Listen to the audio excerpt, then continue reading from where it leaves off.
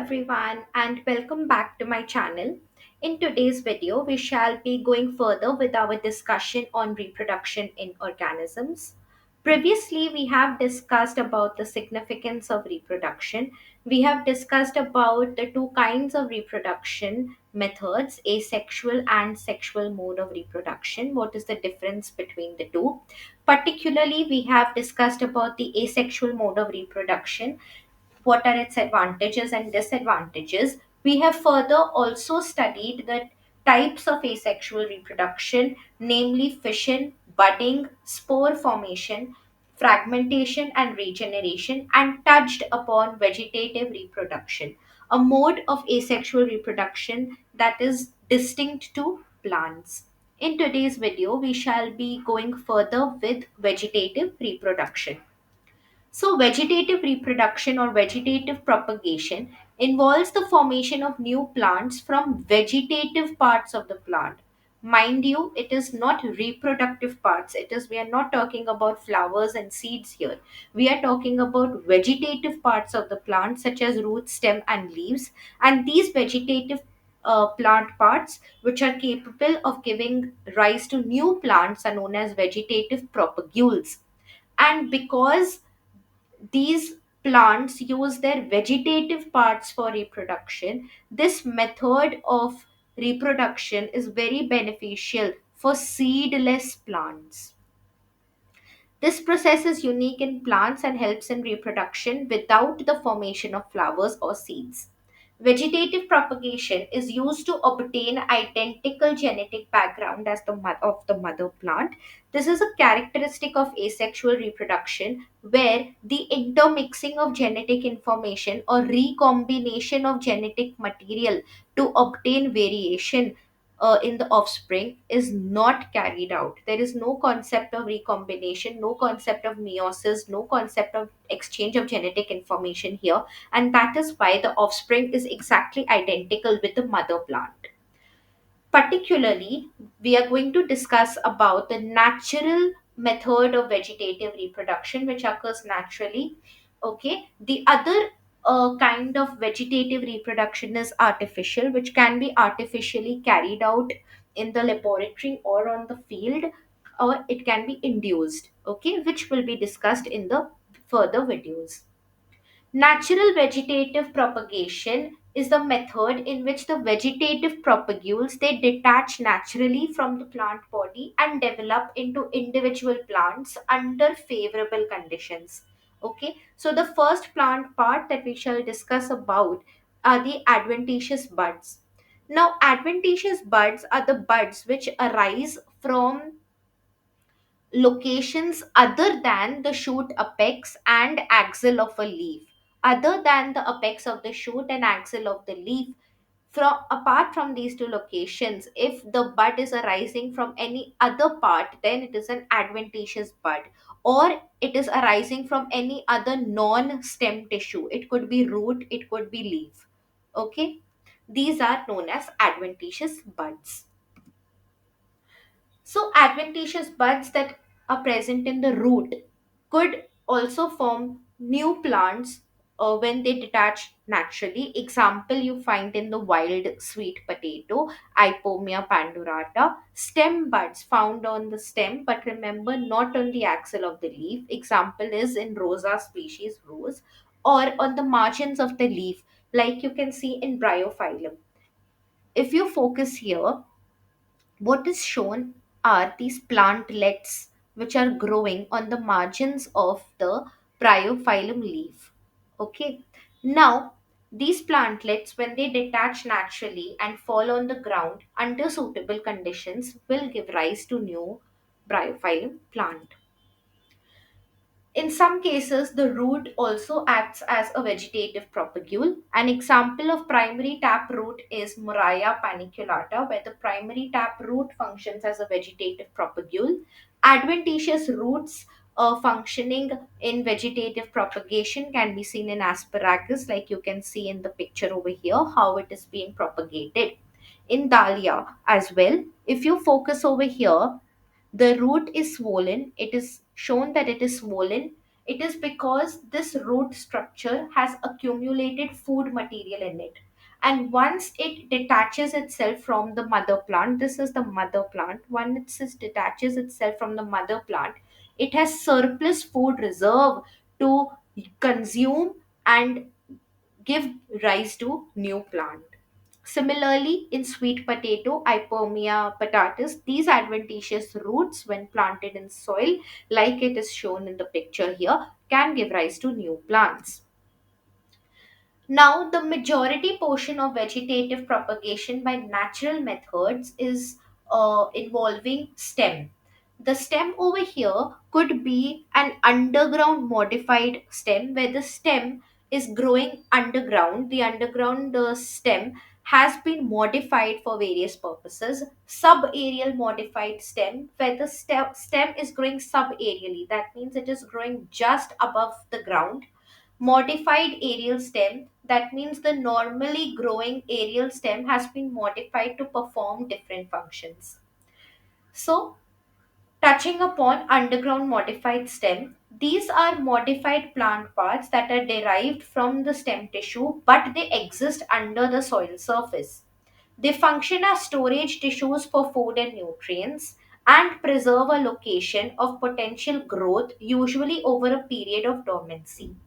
So these plant parts, they function as storage tissue. They store food material in them, and this food material serves as a location of potential growth during the period of dormancy.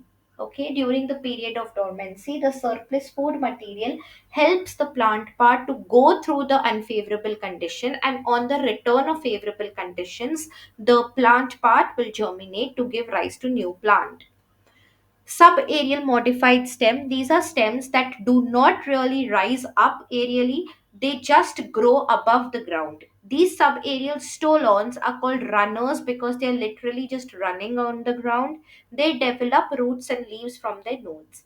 Modified aerial stem, these are metamorphosed, that means these are changed to perform specialized functions apart from the typical role of support and transport. Focusing on the underground modified stem, the classic example is of tuber. These are fleshy, swollen, rounded portions of the underground branches. The tips of these branches become enlarged. The tips of these branches, as you can see, they become enlarged. Structure known as a tuber. Once again, due to the accumulation of the surplus food material which is manufactured by the shoot. Each tuber possesses a number of depressions which are called eyes. Each tuber possesses these depressions which are called eyes, and each eye is actually a node which contains one or three dormant buds. So if you can do this at home also, if you happen to have a vegetative tuber, you can growing vegetatively, you can see these buds on your potato. If you slice it into half, remember to choose the half which contains this vegetative bud. If you grow it in soil, if you sow it in soil under suitable conditions, the a new shoot will arise from the node, from the eye of the potato, and give rise to a new potato plant. Similarly, we discuss about rhizome. These are fleshy, horizontally growing underground stems, which continue to grow for an indefinite period, producing new leaves or shoots during the favorable time. A rhizome is also differentiated into nodes and internodes. The nodes bear scale leaves, the brown, dark colored scale leaves which we peel it off, or we put it in our tea. That is the scale leaf, which protect the buds. It also bears adventitious roots at the nodes, as you can see here. It bears these adventitious roots at the node on its lower side. Both apical buds and axillary buds are present here, like in ginger. Similarly, if you slice a ginger, remember to use the half which contains this vegetative leaf. Okay, and if you sow it in soil, it will give rise to a new ginger plant. Similarly, rootstock. Banana plants are primarily propagated. Remember, banana plants seedless. Bananas are seedless. So these seedless plants are propagated through suckers, also called pups, that develop from the main stem. From the main stem underground, they develop, which grows vertically. So that is why this is known as the underground rhizome, which grows vertically instead of horizontally, how it grows in the normal ginger. Here it is growing vertically. Next, we talk about another classic example of bulb. Bulb, in this, the stem is extremely shortened. The stem is shortened to a convex disc with compressed internodes and consisting of a terminal bud and numerous fleshy scale leaves. So we have studied previously, you might have studied from your previous classes, that bulb classic example is onion. So when we talk about the fleshy scale leaves, we are talking about the onion petals that we eat raw, okay, as salad, and numerous fleshy scales with axillary buds. The base of the discoid stem, the base of the stem will bear fibrous adventitious roots. The terminal bud develops into a leafless hollow, which is called a scape. Okay, like I said, we have studied previously about onion, Allium cepa, which is a tunicated bulb. So you can see here the stem is highly compressed, it is highly shortened into this discoid structure, and the tip of this structure is proceeding further into a hollow which is known as the scape. The base of this structure bears these fibrous roots. Okay, the fleshy leaves, the pink fleshy leaves, they surround the short stem in a concentric manner, the onion petals that we talk about.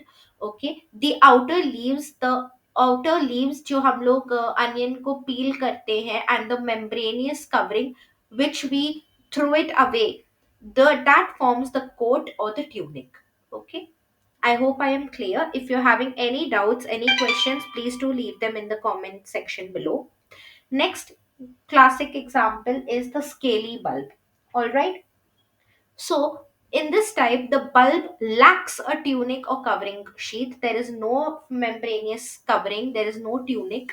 The fleshy scales are narrow and they overlap one another on the margin. Example is lily. Similarly, you can see here as well, there is the discoid structure over here. The stem is highly compressed, and this terminal part of the stem is proceeding further into a scape. Okay, and the base of the stem is giving rise to these adventitious roots. Corn, this is a stout, solid, fleshy rootstock with a large apical bud. It bears a number of circular nodes with scales, which represent thin sheathing bases of fallen dead leaves. It looks like fallen dead leaves. The nodes bear axillary buds. A large number of adventitious roots are also born from the base. See, as you can see, a large number of these adventitious roots are born. Example is Amorphophallus or elephant foot yam. See, these are the adventitious roots, and this is the bud that they are talking about. This is the bud that they are talking about. Okay, now these, when they fall on the ground, detach or naturally, then these adventitious roots fix on the soil surface, and with the surplus food material stored inside the structure, it gives rise to new plant. Runners. Now we have entered subaerial modified stem. These are the stems, these are weak stems, and that is why they cannot grow tall and erect. Rather, they just grow above the ground. Okay, a first classic example is of runners. Now, these are subaerial, weak lateral branches which grow horizontally along the soil surface. They grow from the basal axillary bud of the erect shoot.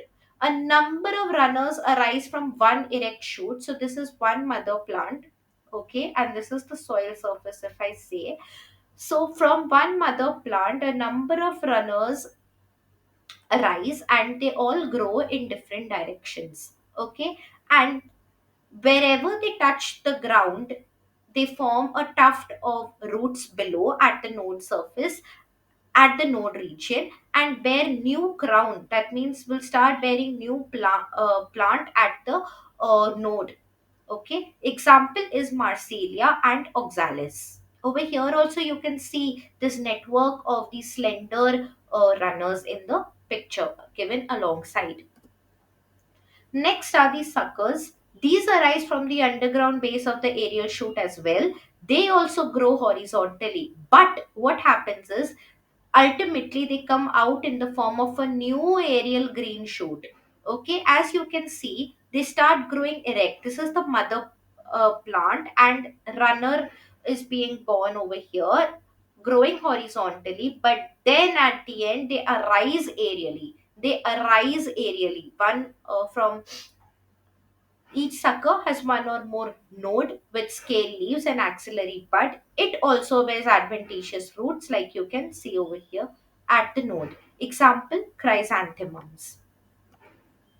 Next, we will discuss about offset. Offset is a very important example of vegetative propagation, and it is the sole reason why Eichhornia has spread across Bengal, and it is an invasive species. Okay, it is also known as the terror of Bengal because Eichhornia easily multiplies in water through the means of vegetative propagation by means of offset, and cuts down oxygen supply in the water body, uh, causing a lot of problem for the aquatic life form. It cuts their oxygen supply, cuts the sunlight supply below the water surface. Okay, so it is known as the terror of Bengal. These are just like runners, but over here the internodes are shorter and stouter than the runners, and that is why you see how the leaves are just clubbed in a cluster because the internodal distance is short. It runs horizontally for a short distance and then terminates in a bud, develops adventitious roots because it has to grasp the soil surface, and a cluster of leaves are arisen.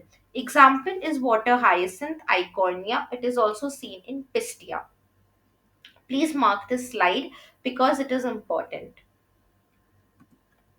Next, we talk about aerial modified stem. Over here, the normal stem that grows aerially has modified itself to perform function apart from the uh, apart from the function of support and transport. For example, tendrils. Now, tendrils are nothing but these are coiled structures of the stem that support the weak stem.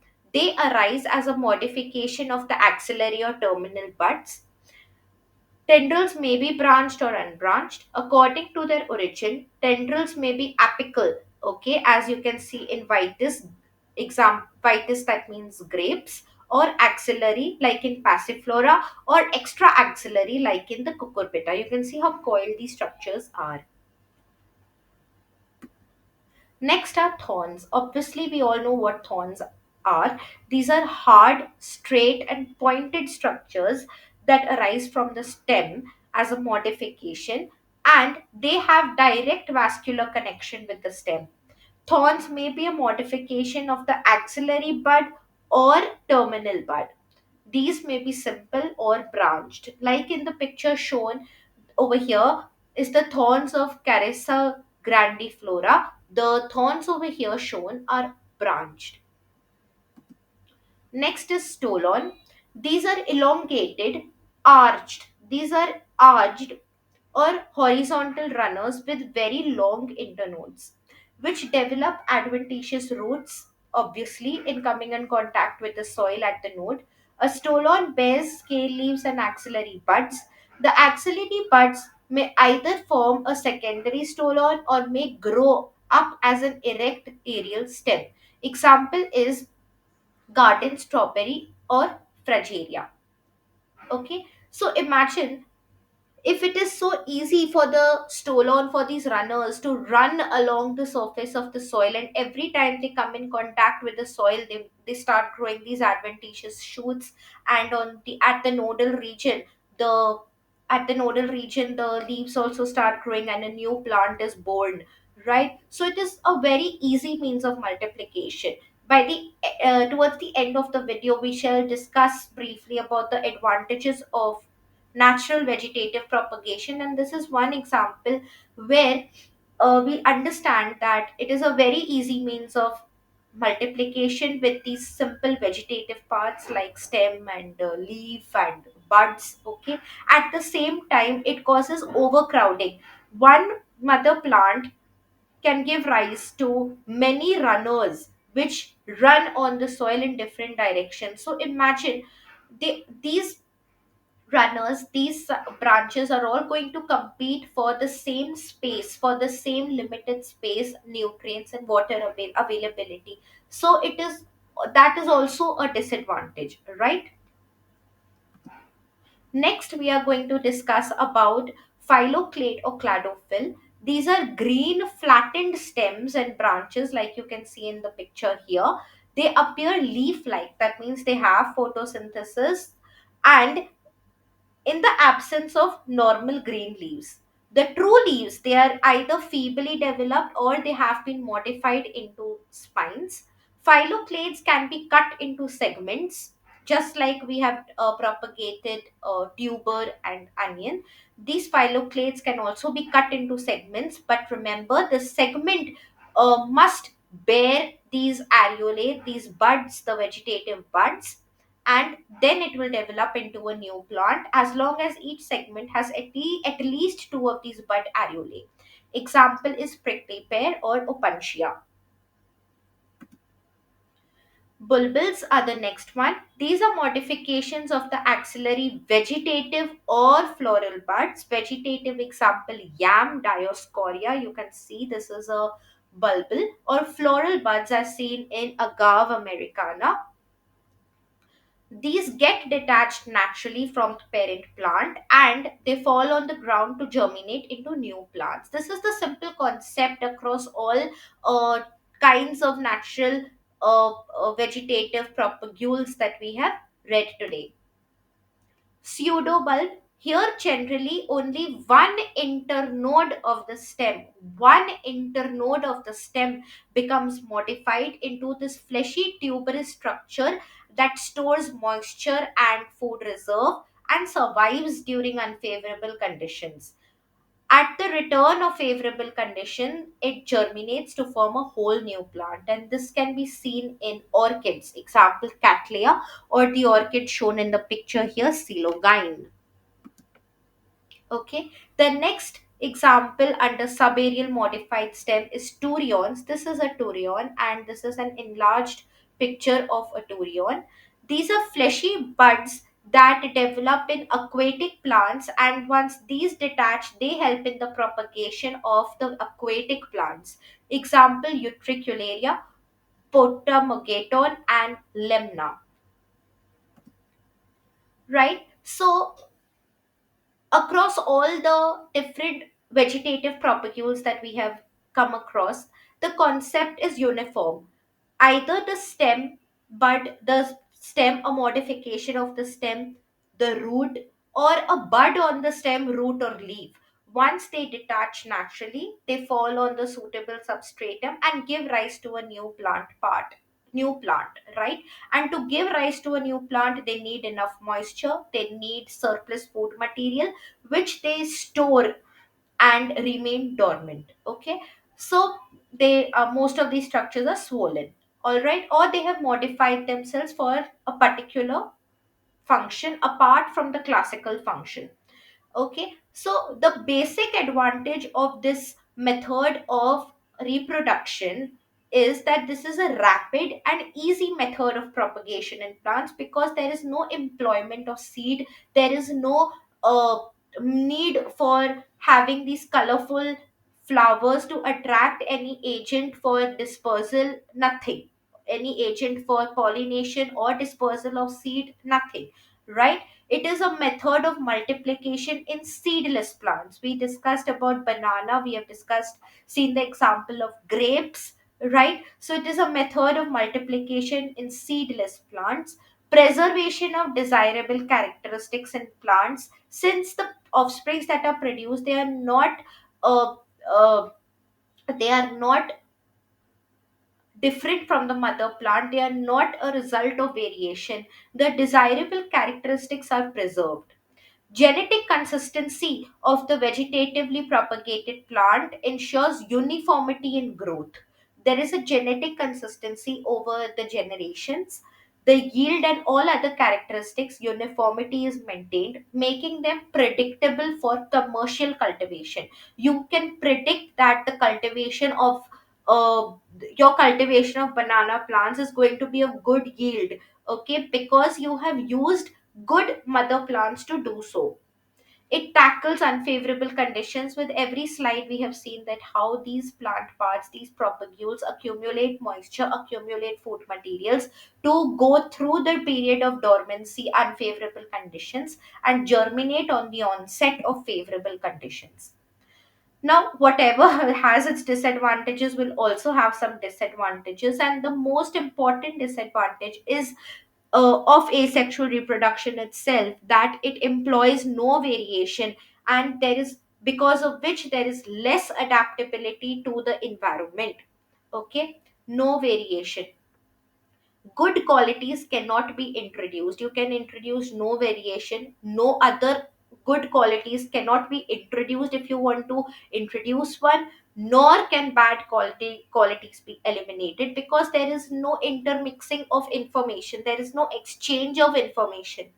A diseased parent will transmit the disease to the daughter plant, because on the first slide we have read that vegetative propagation ka matlab it will have an identical genetic background of as the mother plant. Vegetative propagules are not efficiently protected as the seeds are. Seeds have a seed coat, they are protected by the fruit. Fruit is protected by a fruit coat. But this is not in the case of vegetative propagules, they are not protected. There is no dispersal of the vegetative propagule, and this leads to overcrowding. There is no wind that is blowing the stem away or something like that. There is, the buds such as detaching themselves naturally and falling near to the mother plant. Adventitious roots are born, and from the nodal region the new shoot arises, right? So a major problem of overcrowding happens with natural vegetative propagation. So, keeping the video very short for today, we have discussed the natural methods of vegetative reproduction. In the upcoming video, we shall discuss the artificial methods of vegetative reproduction that are used by horticulturists. Um, and we have previously also discussed about reproduction, the types of asexual reproduction. You can have a look in the playlist. If you have any doubts, questions, or suggestions, please feel free to leave them in the comment section below. Thank you. Bye bye.